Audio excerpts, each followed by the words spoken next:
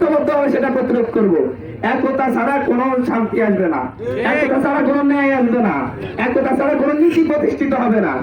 যতই বলি যে রকম নেতাই আসুক, যে আসুক, এখানে দাঁড়িয়ে শুধু একটা কথাই বলবো, দল মত নির্বিশেষে অতীত ভুলে গিয়ে সামনে কিভাবে করবেন, কিভাবে সবাই মিলেমিশে থাকবেন, কিভাবে একজন আরেকজনের বিপদে গিয়ে দাঁড়াবেন, কিভাবে একসাথে চাঁদাবাজকে প্রতিরোধ করবেন, কিভাবে একসাথে সন্ত্রাসকে প্রতিরোধ করবেন, সেই চিন্তাটা শুধু এখন মাথায় ধারণ করুন। দেখবেন এমন একটা দেশ গড়ে উঠছে যেটা মার্কিন যুক্তরাষ্ট্র বলেন, ইউরোপীয় ইউনিয়ন বলেন, তারা আমাদেরকে দেখে ঈর্ষা করবে।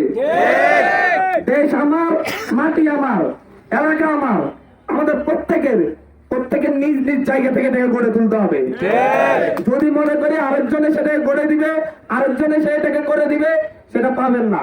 আপনারা যদি ঠিক না থাকেন, আমিও যেখানে নীতি কথা বলতেছি, পাওয়ার পাইলে আমিও হয়তো এক একটা মোহাম্মদ আলী হয়ে যাব। তখন কি হবে? তখন আপনারা সবাই যদি ভয়ে চুপসে থাকেন, তখন আরো অন্যায় করবো, আরো অন্যায় করবো, আরো অন্যায় করবো। ফ্যাসিবাদ, অন্যায়, সন্ত্রাস শুধুমাত্র তখনই বৃদ্ধি পায় যখন মানুষ তাদেরকে ভয় পায়।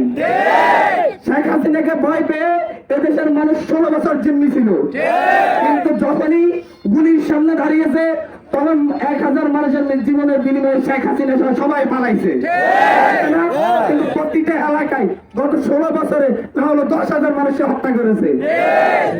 কতদিন কেউ ঐক্যবদ্ধ দাঁড়াই নাই। যখন ঐক্যবদ্ধ হবেন তখনই দেখবেন সবাই লেজ গুটিয়ে পালাবে। একতার কোনো বিকল্প নাই, ন্যায়ের কোনো বিকল্প নাই, নীতিবোধ আমাদের প্রত্যেকের জায়গায়। এই কথাটা একদম স্পষ্ট। আমি আরেকবার বলি, আমি এখানে রাজনীতি করতে আসি নাই, আমি এখানে হ্যাডম দেখাতে আসি নাই। আমি আপনাদের মতো সাধারণ মানুষ, আপনাদের পাশে দাঁড়াবো।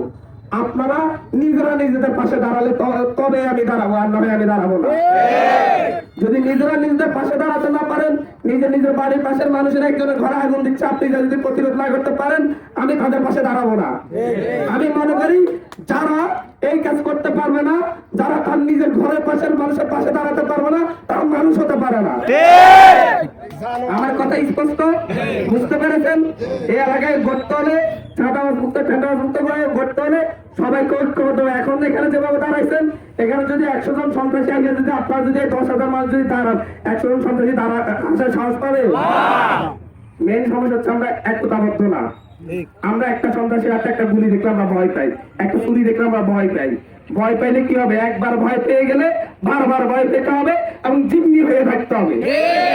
নিজের স্বাধীনতা নিজের কাছে, যখন ঘুরে দাঁড়াবেন তখন লেজ গুটিয়ে পালাবে। তো বার্তা স্পষ্ট, সবাই ঐক্যবদ্ধ থাকুন, শহীদদের পাশে দাঁড়ান, আহতদের পাশে দাঁড়ান, মজলুমের পাশে দাঁড়ান। সুন্দর একটা দেশ গড়ে তুলবো ইনশাল্লাহ আপনাদের সহযোগিতায়। ধন্যবাদ আপনাদের সকলকে, ধন্যবাদ সবাইকে।